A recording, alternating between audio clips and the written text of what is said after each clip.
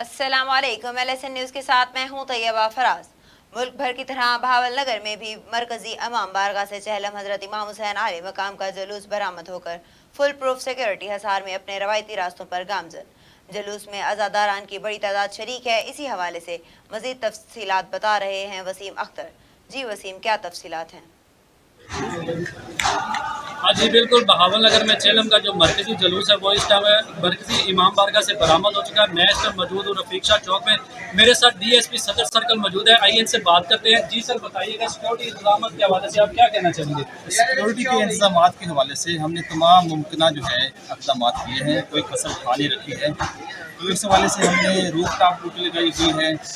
बाकी इदारों के साथ मिलकर हमने जो है इस रूट के गिरदोगर्द में सर्च ऑपरेशन किए हैं।